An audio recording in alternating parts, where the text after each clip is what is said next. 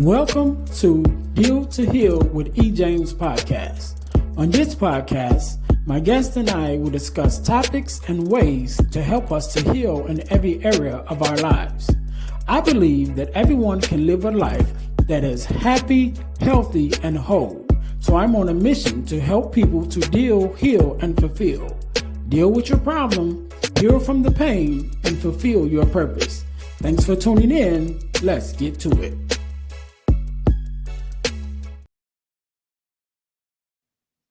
Hey guys, real quick, before we jump into the episode, I need you to do the 3 S's for me. What is that? First of all, I need you to subscribe to the channel so that you don't miss an episode of our podcast. Number 2, I need you to share it with your family and friends. Don't keep it to yourself. Share it with someone else. Lastly, I need you to say something. Leave us a comment. Let us know how we're doing. Let us know what you want to see from us, what you like, what you don't like. We are open to your suggestions. We want to know everything that you want to let us know about the podcast. All right. Now, get back to the episode. All right. Welcome to the Deal to Heal with E. James podcast. I am your host, Earnest James, and I believe that everyone can and should live a life that is whole, healed, and healthy.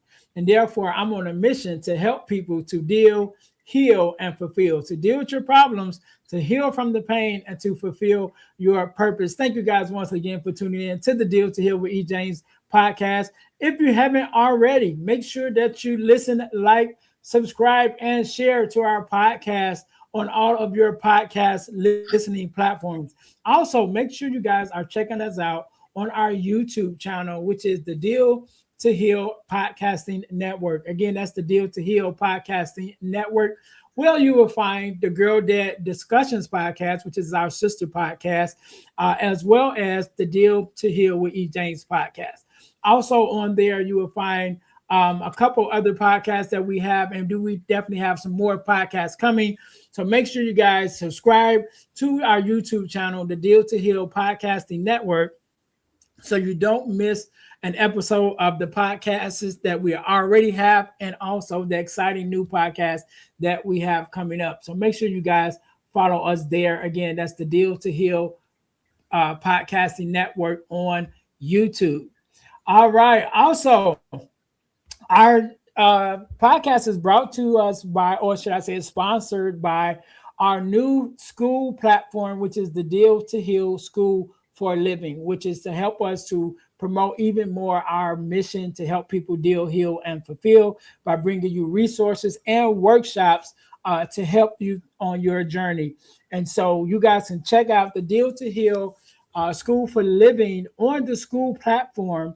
And it's the first 7 days absolutely free. You can go there, you can check it out, see if you like it, check it out. The couple of workshops that's already available, and then if you decide to stay, it's only $27 a month, and each month you have access to a new workshop. We have workshops on grief, we have workshops on overcoming failure, we have workshop on finding your purpose. There's a lot of different workshops, and so make sure that you go there in order to check that out. Again, that's the Deal to Heal School for Living on the school SKOOL school community platform. Make sure you guys go and check that out. We're very excited about that. But we're on a mission. So today, just like any other day, we are blessed with a guest, Miss Julie. How you doing? Good to be here. Thank you. No problem. Thank you, first of all, for being here, because you could have been doing anyone else, or you could have been anyone else. I am messing up my whole little tagline. Okay. You could have been anywhere else with anyone else. But you're here with me and my listeners, and we definitely appreciate you being here. So, Julie, do me a favor. Introduce yourself to my listeners. Tell us a little bit about who you are and what it is that you do. Okay. Hi, I'm a wife of my husband's Steve for 34 years now, I think it is. I live in Newport Richey, Florida, and raised 4 kids here in our small town. Because of my daughter's passing in 2020, which I'll talk more about later, we really launched me into not just being a life coach, but specializing in grief and loss. So I definitely help people one-on-one, both in person and online. I had to speak her story because she died from fentanyl. So I bring awareness of that and tell her story, to bring education and to reduce this epidemic, terrible epidemic we're in. I also do workshops on grief locally and online, and speak pretty much whatever is needed with grief, as well as officiating services. I'm an ordained minister as well. And we have a support group that I began at my church. So I'm very much about support groups as well. So whole lot to do with grief and loss, because it's a huge issue. And I just want to help anyone I can. Thank you. I love it. I love it. Definitely a big part of my story as well. After losing my mom and my mother-in-law some years ago, which kind of propelled me into a lot of the stuff that I do now. I also started a nonprofit called Ann Christine Charities after my mom and my mother-in-law's actually doing bereavement support groups, because after their passing, I went and did bereavement support myself. And I stayed there for over a year as a volunteer because I loved it so much. And then after that year, I started, my own nonprofit, again, called Ann Christine Charities, doing bereavement support groups. And so, yeah, I definitely understand that that whole journey and everything that goes into that. So we're going to jump right into this thing a little bit more, Julie, because you mentioned, I was just like to say there's a story before the story, right? There's a version of us before we start doing what we're doing, and whatever that thing is, allows us to move forward. And so, you mentioned about your daughter, and that kind of was the beginning of everything that you are doing now. So take us back, who was Julie and her husband and, her daughter before, the incident, and then, what was that incident and how it promoted you into doing everything that you do now. Yeah, well, I went to school for counseling and psychology, got a BA on that, and had a, like, I don't know how to explain it. I was kind of like drawn to grief in college with the bereavement class I took. So I remember that after the fact, right? And but it definitely, and I focused on raising my kids. I did some jobs, but I didn't do really what my degree was about. While they were growing up, I wanted to be there for them, and that was my focus. Very active part of our church. She was our oldest and only girl. We have 3 boys that are all grown now, and so our only girl, and she loved her brothers. She loved every time one of them was born, and she fit right in with them. She was feminine, but she also fit right in with them. And my husband used to have an airsoft business, so the kids grew up kind of playing airsoft together and with him. So that was a cool part.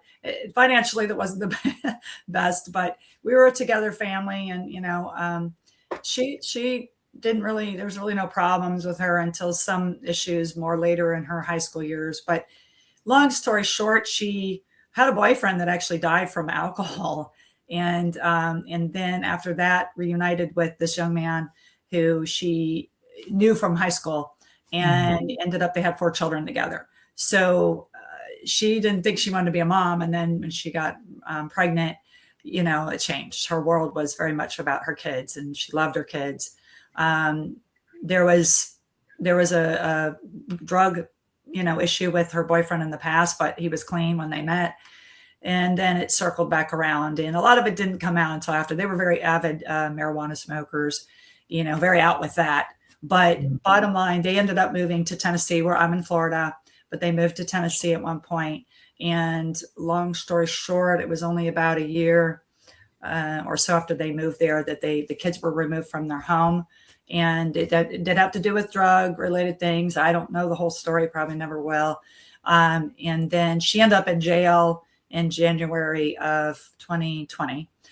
She was only in for about a month and a half. And the way I share it, when I typically share it in short form, is that on that February 27th, which wasn't long before the lockdown, his mom and I were friends, her boyfriend's mom and I, and she called me and she was frantically flipping out saying, Julie, because basically we knew that he was going to be turning himself in and then bailing himself out of jail because they were both guilty. But she was supposed to be in. I didn't think there was any chance of bail. So she's calling me saying he didn't just bail himself out, he bailed her out too. And I had the worst gut feeling I've ever had in my life. It was like alarm going off inside of me, warning me something, dangerous was around the corner. And I got off the phone, called my best friend. She helped calm me down because I was really upset. And then Heidi called me, and I knew she was under the influence of something, but she didn't admit to that. And we had a really long conversation that day. I asked her, did she know that a popular hip hop artist, which was Toby Mac, by the way, in case anybody knows who that is, did she know that he lost his son to a fentanyl overdose? I don't know. I just came out of my mouth, and she said, yeah. And I say she acted like she would have nothing to do with it, but she was aware. And little did I know that was going to be my last day ever talking to my daughter. Her boyfriend and her had determined to part ways on that Sunday. They knew they weren't good for each other. They knew they were codependent, and that they caused each other to fall, and the drugs was part of it. But I didn't know how bad that was until later. That Sunday morning, I woke up to 3 missed phone calls, knowing they were from Tennessee, and hoping it was going to be her when I called the number. But when I called the number, it was a woman.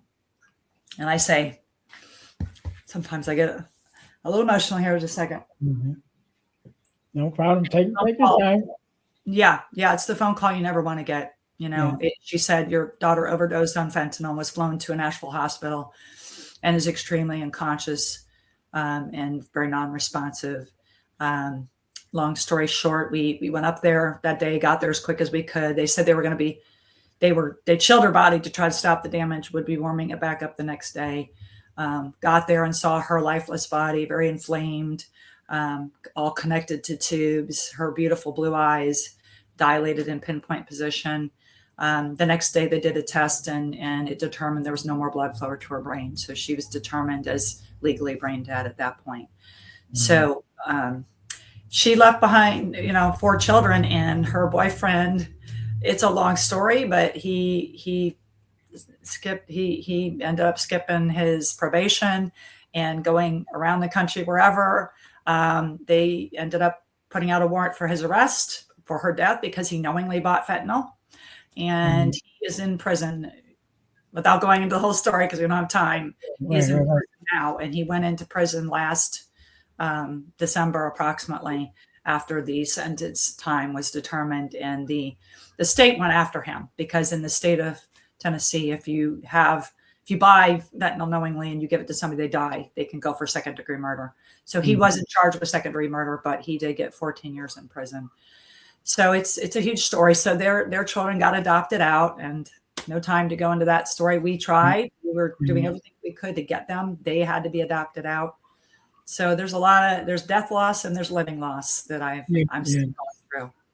Yeah. And I'm glad you mentioned that, the last statement, because when we think about grief, a lot of times, or when that I'm gonna say, I'll say when we think about grief, a lot of times we only associate it with the loss of a life, but you can grieve the loss of anything, right? You can grieve the loss of a job, the loss of the life or the way that you thought your life would be, the way that you thought your grandchildren's life would have or should have been, and then everything turns around and you're like, oh, that didn't work out, and so you can grieve that because it was like, no, it should have went this way, and so I'm glad that you pointed that out, because grief affects everything, any type of loss, not just the loss of, a loved one. I shared earlier on a podcast episode not too long ago that I lost of my pets, right? Ever since I was a kid, I loved turtles.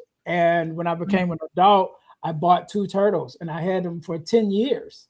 And they just both, it was crazy that one died, and then like maybe a couple of weeks, maybe a month later, the other one died, but I had these turtles for 10 years, you know what I'm saying? And so like, that was a loss for me, and so, just to point out again that grief affects any type of loss. Like you can grieve any type of loss, and not just the loss of a loved one. even though that's the most common, the most common one. And so, Yeah. Julie, on this journey now, after losing your daughter, and then and I want to point this out too, because this is great, because you mentioned about you had already taken counseling courses and things in college, right? And that was prior to any of this happening, and being drawn to the bereavement, just like a little thing with the bereavement. Yeah. And one of the things that I say is, purpose leaves clues, and a lot of times we don't recognize those clues until they're front and center, right? And so I shared the story before about when I was a teenager. When I was a teenager, probably 17, 18, or 19, right around that time. I'll make it brief because I know the the audience that heard this story a lot of times. But we went to this corner store. It was maybe like 10 o'clock at night. We go to this corner store just to grab some of the snacks or whatever. And while we're in there, these two guys walk in, two African American guys. One is like regular height, maybe 5'4", whatever, and the other guy is a big guy. He's like could have been a football player, like he's huge. The big guy is crying, like literally crying when they come in, and the smaller guy is trying to console him. So they ended up, when we go to go to the counter to leave, they ended up being right in front of us, right? So it's me there in front of me, and there's maybe like 3 or 4 other customers in front of them.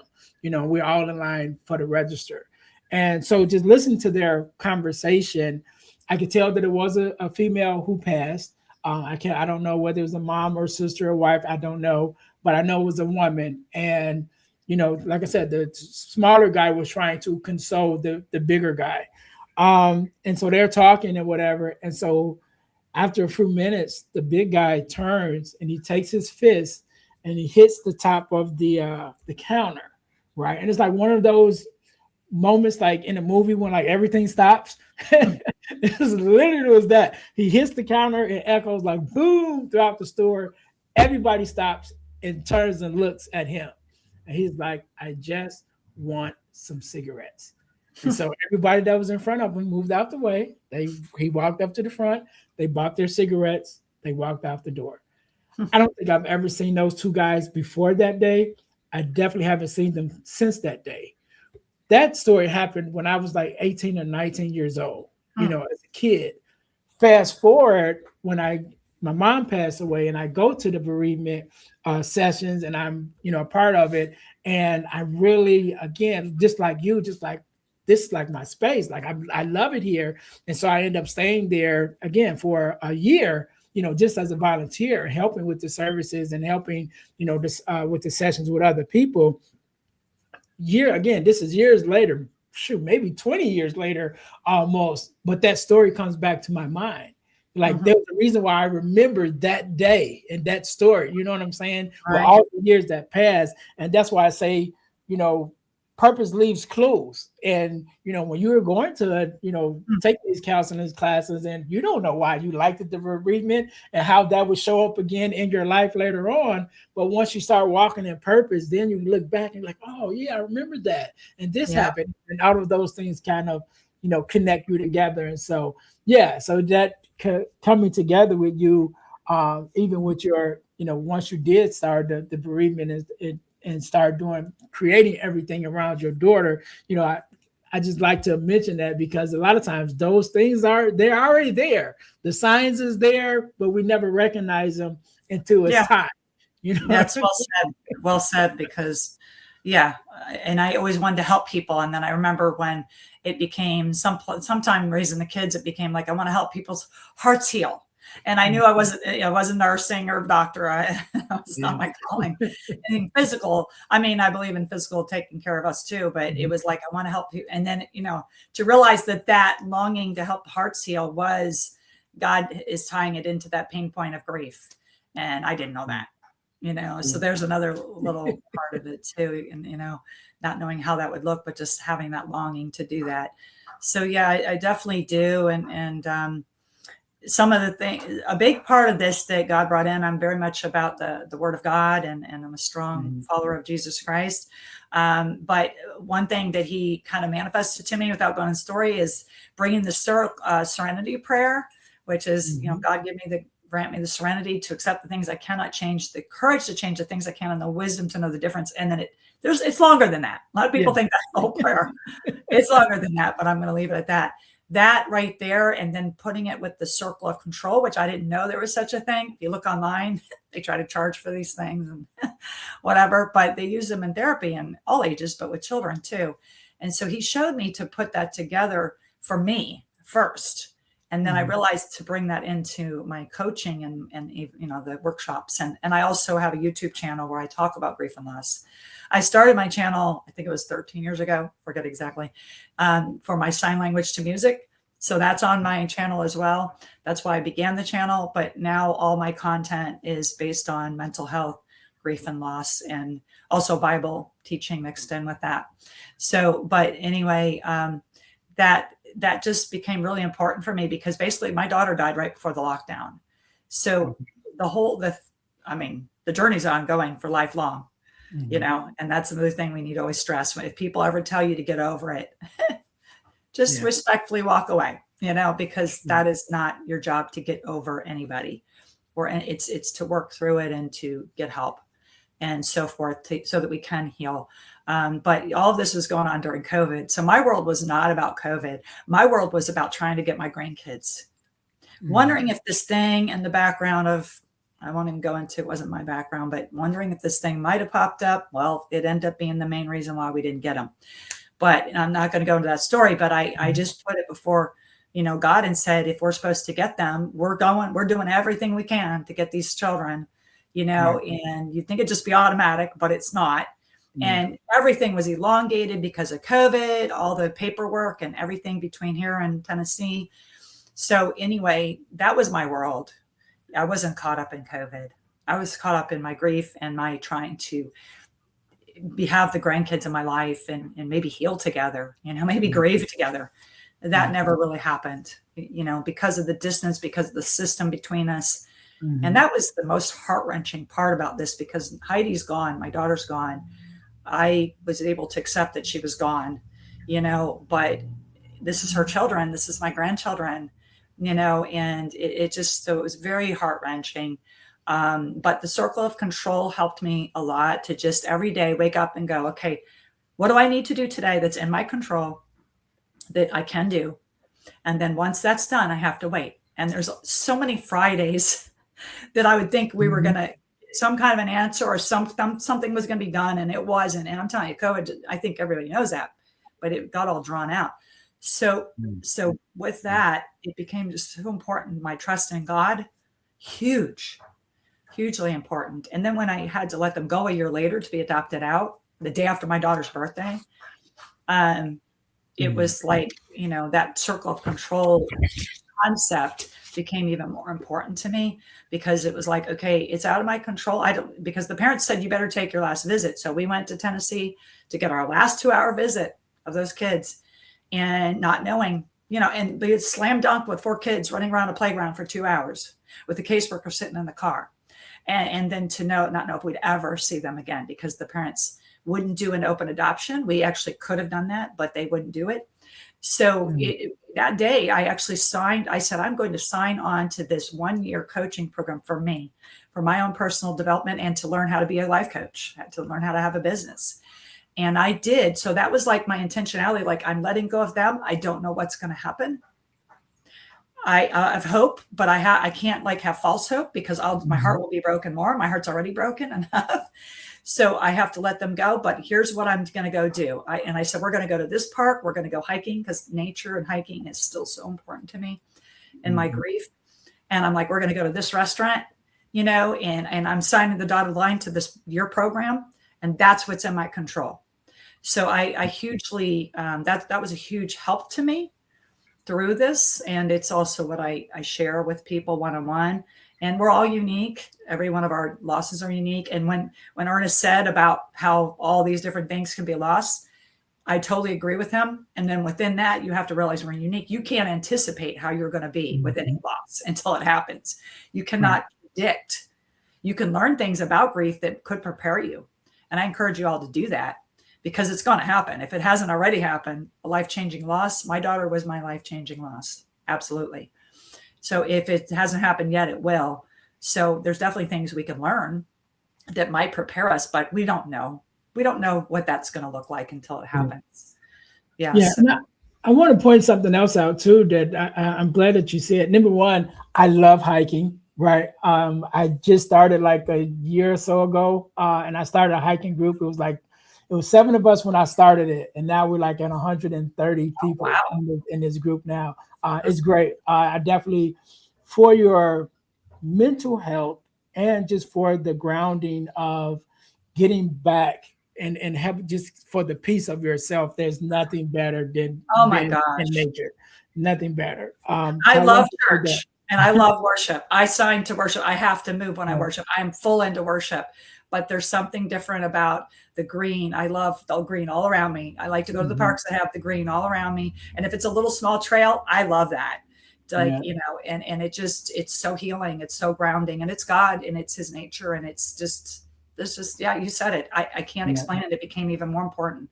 I liked it before, but Right. it was huge for my healing, especially during COVID, right? I mean, Mhm. well, this is going on during COVID. So I could do that. I could go to a park at least, Yeah. but yeah, that's awesome because Yeah. everybody has to find their own things. And I encourage everyone to figure out what is good for you, what brings that grounding or that healing or that help to you just to cope, because Yeah. there's days that are going to be really hard, Yeah. So if it's just coping, we need to cope. Coping Yeah. is a good word. I used to think coping was like a wimpy word, but when I looked Mhm. it up, it's a good word. It means you're helping yourself to keep going, Right. no And matter how. yeah, and that's why I want to bring that up because definitely, as a mechanism of something, like, again, you got to find your thing that works for you, but there are some things that just work, period. And I think being out in nature is one of those things. I also want to mention too, you mentioned about, people being told to, maybe get over it, or, when you're dealing with your different griefs. Um, and I always think about grief, and I explain the grief as a wheel. There is a thing called a grief wheel, but I always like to use that analogy because if you think of a wheel on a wheel on a car just is turning as this wheel is rolling down the street, and depending on the road that it's on, it can be smooth. It could be a smooth ride, and you think you're dealing with the grief, and you think everything is good, and then I'm here in Chicago. You might hit a pothole, what I mean? And you hit that pothole, and it throws everything off, and then you're like, oh, I thought I was done with that. It's like no, it's just rolling, and as being a wheel, it never stops rolling. Hmm. Like you said, once you're on it, you're on it for whatever the grief was that caused you to get on it. Once you're on it, you're on it, and it's Yep. just a hamster wheel, and it never stops. And again, there'll be some days where the road is smooth, and you're like, "Hey, I got this thing under control." And then Yeah. there'll be some days it's a little bit more rocky, and then it might just be a pothole out of nowhere. It just shakes everything up. I And so like I that love to analogy. say I that. never thought of it that way. I like that Yeah, analogy. yeah, Yeah, that's really good. It's a good analogy. Actually, a lot of people assume special dates are yes, like, some people don't think of that, but some people assume it's always going to be an issue. It's not always been for me. yeah, My daughter's birthday was on Monday. So it did hit me. And part of why it hit me is just my life changed. It's like I'm hmm, slowing down. Like, in one sense, I'm moving forward in my work in different ways. But in one sense, I'm slowing down. And purpose is huge for me. When I have those goals going forward, that keeps me where I don't get stuck in the depressive or the tendency to maybe be really down or depressed or hopeless. But Monday was her birthday, and I did think of it ahead. And so it was kind of like it was getting ready to be an issue, and it hasn't always been, actually. So sometimes it's not. So don't assume it is, but be ready. You're right. Be ready. Like a yeah. pothole. That's true. You don't always know, see them ahead, Yeah. or maybe you do, but you're like, oh no, I can't avoid it. Right, and you try to brace it, and it's still like, I'm so now. And I just, long story short, I was desperate for more income. And, my husband had to cut back. I won't go the whole story, but bottom line, I got on Indeed and I see substitute teaching, and it says the town right next to me, the name. So I didn't know. I thought it was public. I wasn't even sure if it was public or what. I'm just going to apply. I'm just going to apply. Let's just do this. If it's that, it'll help me, whatever. I just thought, here we go. So I jumped in. It ended up being the charter school named Dayspring that my kids went to, my daughter went to. Mhm. Now they asked me if I would do, do you want to do elementary, high school? And I said elementary, high school, and I didn't say middle. And then she goes, well, are you open to middle? And I go, yeah, that's fine. Because I speak to middle schoolers and high schoolers at times. So I was like, sure. Well, guess what? They're probably mostly going to have me at the middle school. So there I was at the middle school on Monday, and it was her birthday. And that was that pothole, if you want to call it, like you said. And I did leave there, and I went to a store, and I pulled up, and I just sat, and it started to build up, and then I just began to cry. It wasn't they call it grief burst. I don't know if you've ever taught on that or what, but that grief burst might be you're wailing, you're like screaming or you're wailing, but it might just be you're crying. It was crying, but it was definitely a sadness, and I was just longing. I wish I could just give her a hug. I'm not trying to take her out of heaven. She's in a good place, but I wish I could just give her a hug. And I was feeling a lot more sadness than I have been, because overall I'm not done. Again, I would never say that, but overall I've healed a lot, even from the grandchildren thing. I'm in a much better place than I used to be. I used to have that longing that just was such a longing for them. And it, was love. It was, grief is because of love. Mm-hmm. And so that's, if we can remind ourselves and help us to realize that we grieve because we loved, or, we're grieving over what wasn't or will never be, obviously, but it definitely is because of love. So anyway, I really give God the glory for how he's healed my heart. He is the healer of the brokenhearted. The Bible says so. I'm not saying my heart is perfect yet, but he is tremendously. No, I would never say that. I know not to say that, because just like you said, you think, oh, I'm really healed. And you're not. So, but he has healed my heart tremendously. So I definitely put my hope in him. And I've learned to put my hope directly in him more than ever. People will let you down, and people, especially when your heart's already wounded, they can add on to your grief, and you can add on to your own grief with certain things we do. And that's one thing I try to help people with, is let's deal with those things that are in our control, that where you don't add to your grief that's already there, because that's enough. And then let's deal with the grief that's there, because, that it just, so important. But, I've learned to realize I don't distrust people. I don't go around, but I don't put my needs into, even my husband. He's a good man, but he can't meet all my needs. Right. So I've really learned to put it into the one who created me and understands me through and through and knows the whole story backwards and forwards and up and down. Yeah. I want to touch on two things that you mentioned. And I think it's important that we hit on it. One of them is the grief burst, what we call the grief burst. And one of the things that I always tell people is, if you don't make time for grief, it's going to make time, right? And when it decides to show up, it's going to show up. Usually it's not going to be the best time for you. You know what I mean? And so I tell the story of my brother after my mom passed. And this was like maybe a year or so after my mom passed. Like, my mom had been gone a while. And so my mom's house, the house is the driveway runs on the side of the house. You pull up and just pull up on the side of the house up the driveway. And right here on the corner, the little bedroom right in the corner of the front of the house was my mom's bedroom, And so, when you pull into the driveway, you got to pass this window, because that's where her bedroom was. And like I said, this was like a year after my mom had already passed. And my brother was telling me, like, he went to the house, he's going to visit my dad. He pulls in the driveway, and then he looks up at this window and had an outburst. You know what I mean? And so he just in the car, just like bawling his eyes out. You know what I mean? Yes. And so what I tell people, like, you have to make room for grief. You have to take your time to process your grief. So if you manage it where you're taking the time to grieve, then it doesn't have to force its way into your life, because it will.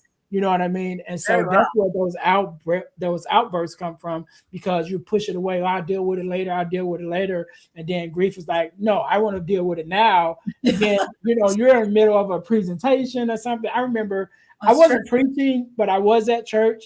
And this was just kind of just doing the process of me dealing with the grief of my mom passing. But I do remember just being at church, sitting in the pulpit over at the side, and just being overwhelmed with emotion and crying, on the pulpit doing our service at church. Luckily I wasn't preaching, what I mean? It happened. But, again, you have to take that time to process your grief. You have to give grief the time that it warrants, so That's that right. it doesn't force its way into your life. Because if it forces its way in, it's usually not going to be at the best time for you, right? So That's very good. Very well said. I totally agree. I've learned a lot, and I think Mr. Gary Rowe, he's, if anybody wants to know, a repertoire of books on grief, different specific griefs too. It could be, he's got ones for mothers, parents, or children. He's been a mentor to me to some degree. And a lot of what he says, it's not all new. It's like confirmation to what God's already put in my spirit about grief, which is kind of cool. It kind of confirmed to me I was called to do this. But you're right. And then again, just give yourself time to be patient. I have this bookmark. I just thought, not that you can see it totally, but I give these out at my workshops. And on the back, I came up with 10 tips. And then when I did it, I was trying to make a bookmark quick for a certain vending opportunity at the time. So I still like pretty much what I wrote in there. I did put in the circle of control in there. But one of them is be kind and patient with yourself. And Gary Rowe says that. He's like, be kind to yourself. He said that to me on an email. And I was like, oh, I've never heard anybody say that. Be kind to myself. Because, we're supposed to be kind to people, be kind to others. And that's important, but we need to be kind to ourselves, especially when we're grieving. So that's one of my in your control things to do for yourself, is to be kind to yourself and patient, because it's you can't rush this. There's no timetable for it. And definitely develop a support system is another biggie. I would just say, I can't go into all the things I say, of course, on this time. But I do talk about all this on my channel. But develop. I don't say just have a support system, because that's like poof. Develop a support system. Sometimes people have a pretty good one, but a lot of times the people you think that are going to be supportive, they're not. They just can't handle it. They're afraid. There's different reasons. We could go into that. I'm sure probably Ernest has done that too. But you need to develop a system, and don't assume it's going to be certain people, because you just don't know until you know. Find those safe people, safe support group, mentor, friend, whoever, is safe for you, and develop that, because we can't do this alone. We're not supposed to. We're not made to do grief alone. Definitely not. The two things. So you mentioned about, I just want to throw this out here because you mentioned about the guy that you were just mentioned who helped you out as well. There is another guy who I follow. And I'll talk about it. His name is Dr. Alan Wolf. Wolfelt. Yes. That's. I didn't quote him because that's what he actually says, that there's no time. No rush. Wait, I should know the exact quote. That's the quote I'm thinking of. He says there's no speed for time. I can't remember exactly the quote right now. But I followed him too. Yes. Yeah, I've been following him definitely throughout my journey. I found out about him in doing bereavement myself. Yes. In his readings and should I say his writings and different things. I'll even put a couple of links to a couple of books that I still have of his that that's have definitely been helpful for me, for everyone who may be interested, that's watching. A friend of mine gave me one of his books, and I've referred to him specifically on different videos, not like every one of my videos. So you might find one of my videos where I refer to him as well. So great. Very well. I actually got online mentoring from a friend of mine. Actually went through the schooling with Wolfelt. So that was how I found out about Wolfelt. So yes, they're both they're both people of faith. Mr. Gary Rowe's even more about the Word of God. I mean, he's very much, he went through all kinds of trauma and grief, crazy stories in his childhood. And then he's adopted. I mean, he's just done like almost everything as an adult. It's amazing what he's accomplished. But he does, if anybody wants to get on his weekly, like his mailing list, he does monthly Zooms, and I love getting on those. I talk about it from the experience I've had, and I'm very real about it. And, it's something that helps to learn from other people. It helps to learn, and it helps to get in a support group, or at least try out a support group. It may not be for you.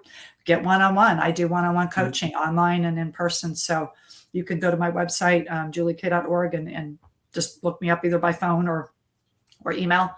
And I do a consult that's only $30. So we can start with that and see if it works, because Right. it's okay to get help. I've gotten help. Mhm. I've gotten counseling for my marriage. And in the last couple of years, I've gotten some counseling. I've gotten counseling for my grief, especially the dynamics of the grandchildren, just like, how do I deal with this? How Right. do I deal with my heart? How do I just act? What do I do?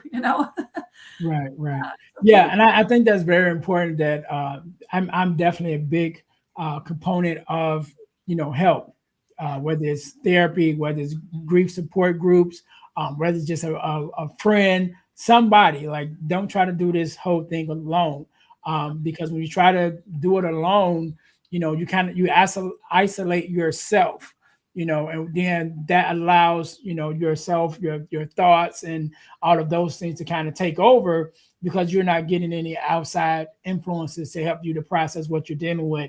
And then that's where suicidal ideation start kicking in and all these things, because you're feeling helpless and hopeless and alone. And a lot of the times it's because we've isolated ourselves. And so I would tell people that when you feel like you're alone, it may be because you've isolated yourself from the very people that could help you. So you got to look out for those loved ones and those support groups or those books or online videos, whatever it is. Especially with the internet, you have access to so many resources now, and so many support groups and Facebook groups or whatever, that you can find the group that works for you. You can find it. You know That's right. what I mean? And so I want everyone to make sure that they are stepping outside of themselves in order to look and reach for that help as well. And again, you can follow Julie as well and connect with Julie. Julie, I want to thank you so much for being here, man, for being on, for sharing your story and your expertise. I want you to have the last word, right? And I want you to leave us with a word of advice, information, inspiration, however you feel. I'll let you um, I'll let you decide how you want to express yourself in that way. But I want you to have the last word, and I'll give you a couple seconds to think about that. To my audience, thank you guys for tuning in again to the Deal to Heal with E. James podcast. Make sure you guys are following us on the dealhealfulfill.org, which is our main website, dealhealfulfill.org. Make sure you guys are following us there to find out more information about what we have going on, events and things that we have coming up. Definitely going to get an overhaul soon on the website to make it more user friendly. But in the meantime, we are there. Make sure you guys go and check us out there. As you guys know, ebooks by ejames.com, which is was my website where my ebooks were housed. That is no longer up. That website is taken down, but you do have the opportunity to get all of my ebooks now for absolutely free when you join our Deal to Heal School for Living school platform. Excuse me. And just again, the first 7 days is absolutely free. You guys can go there and check out the platform, and then go to the resources tab, and you can download all of my ebooks absolutely free. So make sure you guys go check that out. You can actually scan the QR code in the upper corner, and that'll take you directly to the Deal to Heal School for Living. So make sure you guys are checking that out, and that way it also gives you access to the ebooks. Deal to Heal tees. We do have our Deal to Heal tees are still active, which is our inspirational t-shirt line. Put some inspiration in your situation. Wear an inspirational tee and be inspired all day. That is our tagline. Make sure you guys go check us out there. That's Deal, the number 2, healtees.com. Deal2healtees.com. And we also have our podcast merch, which is our t-shirts with our podcast logos on it. So make sure you guys go there in order to check that out as well. Also, one of the things I've been blessed to be a part of over the last couple years is a organization called the Forgiveness Mission. And what we do, we have free virtual workshops bi-monthly talking about the area of forgiveness of self, forgiveness of others, even forgiveness of the world, and forgiveness and wellness, how unforgiveness affects your body. Those workshops are absolutely free. Again, you can go to forgivenessmission.com to sign up for our next free virtual workshop. Whenever you're watching this or listening to this, either a workshop just passed or there's one coming up, so you guys can sign up for it. It's absolutely free, but the information is priceless. So make sure you guys go again to forgivenessmission.com in order to sign up for our next free virtual workshop. And last but not least, I am proud to announce that we have started our nonprofit organization, which is Deal to Heal the World Incorporated. And we also have our 501c3 been approved for our 501c3, which means your donation is now tax deductible. So you can actually write it off on your taxes when you make a donation to help us to bring more healing and more workshops and things that we want to do to the community, free for the community, right? We want things to be free for the community, but there are costs to things. And so if you guys want to make a donation, one-time donation or recurring donation to help us bring more healing and things to the community, more services to the community, make sure you make a donation to the Deal to Heal the World Incorporated, so that we can help us to further our mission. All of these links and information will be in the description, so make sure you guys go and check that out there. Again, Julie, I want to say thank you so very much for being here. Thank you for taking out your time to share your story and your expertise. I want you to have the last word, so the floor is yours. Well, thank you. You're welcome, and thank you for having me. It's an honor to be here. I'd say that what's on my heart is that purpose you have. That is part of your saying, is to fulfill your purpose. Kind of is the last, but it's not the last, but it mixes in. And I definitely, my purpose changed. My dream, without going into what my dream was, it's shifted. It definitely shifted, and there's no way it could be the same as what my dream used to look like, as far as what I really, really would love to see happen in my life, business and ministry wise, and helping others. It definitely shifted, and it became two different lanes. I got to tell my daughter's story, and because of the fentanyl overdose and the epidemic, and I got to help. I want to help people with grief. I want to help people with grief. I want to be a part of the solution, and there's not enough people helping. So that was the two things that I went forward. And my purpose did come out of my pain. It's a phrase, but I do agree with that phrase, that it can happen when you get the help you need and work through it with some of the principles we talked about today, but even more principles than that. You can work through it, and you can find purpose. Your purpose might be like mine. I actually found new purpose in directly the loss of my daughter and the grandkids, and be able to help people out of what helped me. And so it's come pretty direct out of it. I didn't start a foundation on it like a lot of people have. So, but your purpose might come out in a whole new way. So it doesn't have to line up with your loss, but it may, and oftentimes it does. So, but having a purpose and having knowing that you are important and you are fearfully and wonderfully made, and that God has planted gifts inside of you and abilities inside of you, is going to help you to move forward. You still have to take that time to work through all of it, but it's going to help you. And when I don't feel that, I can start to get depressed or more negative in the realm where I don't want to be.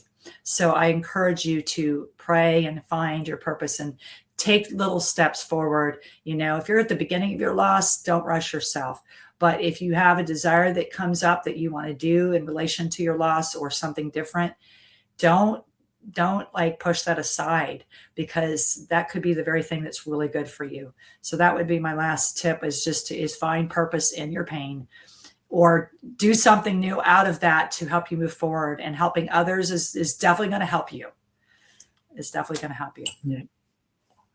That's 100%. Helping others always help you. And I think that's the main thing that we're here when we find out, and we're looking into finding our purpose. One of the questions that you can ask yourself is, who do I want to serve? Because that's how you find your purpose. Thank you so much, Julie. We can't end to no better than that. To my listeners, thank you guys once again for tuning in to the Deal to Heal with E. James podcast, where our mission is to help people to deal, heal, and fulfill. To deal with your problems, to heal from the pain, and to fulfill your purpose. Until next time, you guys be blessed. Bye.